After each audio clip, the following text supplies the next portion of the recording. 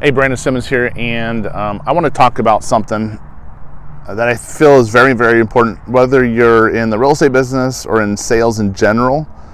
It's the importance of getting over our fears. Getting over our fears of being able to talk on the phone, talk to prospects. This is a big, big deal. I want to share two quick stories with you. And the reason why I'm making this video is I just got off the phone with one of my mentees, one of my students, and she's having a hard time to get on the phone to making those calls, and I can totally relate to that. I'm going to take you back to high school. It was the summer, I think my summer between my junior and senior year, and I grew up in a little town in Indiana, and there wasn't a whole lot to do. So what we do is we drive about 30 minutes away, and there was an old abandoned railroad bridge that kind of went over a river, and people would go on this railroad bridge and jump off the bridge. And there's two levels to this. There's the main level, which is probably like equivalent to a very, very big high dive, and then the second level you climb up and you're literally overlooking all of the trees. It's like really high. I would say probably over 30 feet high, but it's very nerve-wracking.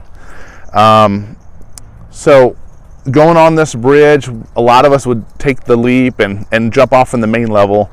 But to jump from the high level, I mean, like, you were like superhero confident, like lots of fear. And I remember I went up and I climbed up to the top, and it was me and my little brother, Jeff.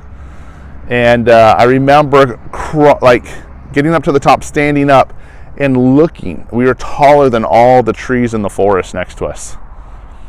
And my feet felt like concrete. I literally could not pick up my feet to walk to the edge of this bridge to jump off of it.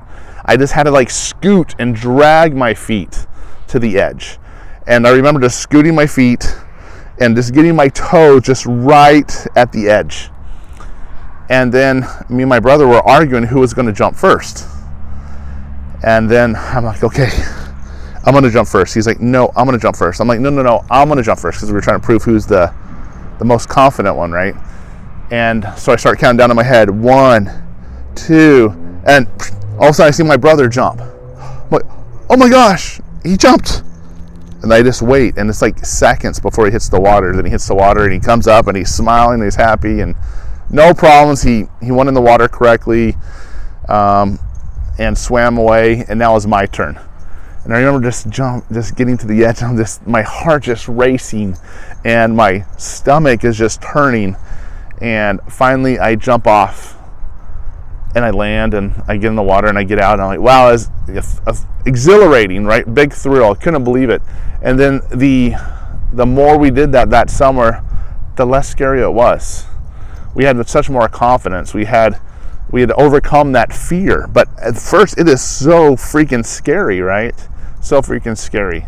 It reminds me of a second story.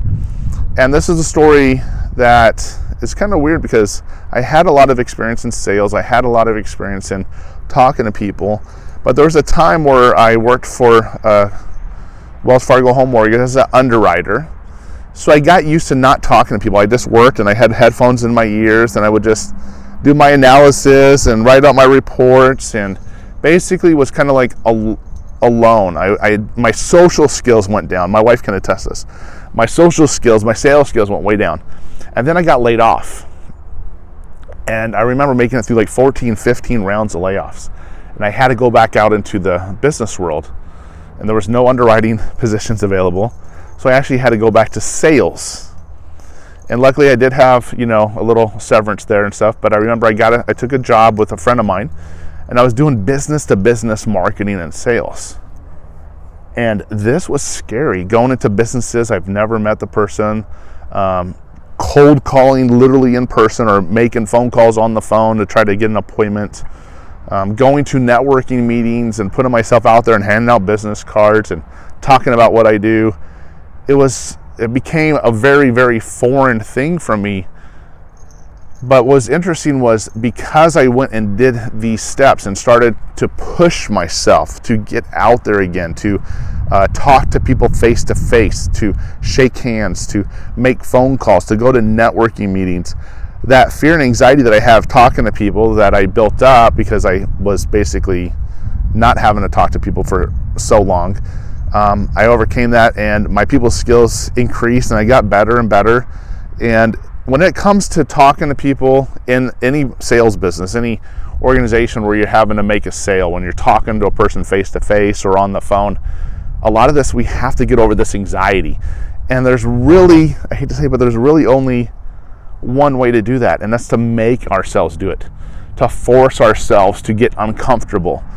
And that's how it is a lot of times in our life. We have to overcome our fear and jump towards our goals. So, sorry about the rant here, but I just want to let you guys know that if you're falling short of your goals, if you feel like that things aren't working out, or you're having anxiety, or you're having fear of talking on the phone and making offers, or talking to prospects, and having that real fear and real anxiety, sometimes you just have to make yourself do that. It does get easier. The things that I've learned is to use a sales system. I use the gut sales system. My buddy Claude Diamond is a good friend of mine. This was invented by Claude. It's basically question-based. It's really just 3 simple steps, right? And you can really just follow these 3 simple steps, and you can overcome a lot of these anxieties. Number 1, just set the agenda. Hey, this is the reason for the call. This is the reason for the meeting. You're setting the agenda, right? Asking permission, ask questions, right? And giving them permission to say no if what you talk about is not going to be a fit for them, and don't waste their time, right? And then the second part is, after the agenda, is the qualification, and that's where you ask questions to see if they're a good fit. Do they have the time? Do they have the money? Do they have the ability and the honor to make a decision and to keep that decision? You know, what motivations do they have, right? And the time frame. And then the closing part, right? Going for the close. But not just going for the close, but confirming afterwards that what they're doing is good, that they're ready to move forward, that there's not going to be any buyer's remorse or seller's remorse or anything like that, that they're really able to make a decision and stick to it. So, look, I understand there's a lot of people having fear right now. I just want to put this video out there. If you're one of those people that need a little bit of help, a little bit of training and mentorship in any way in sales, let me just spend 10-15 minutes with you, absolutely free, no obligation. Just book a call with me, and we can go over this. We can go over some of these steps for you and your business, how to help you, how to overcome the fear of the phone and that anxiety, and to get results that you really, really want and desire. Just go to brandontheman.com, book a 15-minute call with me. It could be on phone or on Zoom. Absolutely free, no obligation. My gift to you, Merry Christmas. Have a Happy New Year.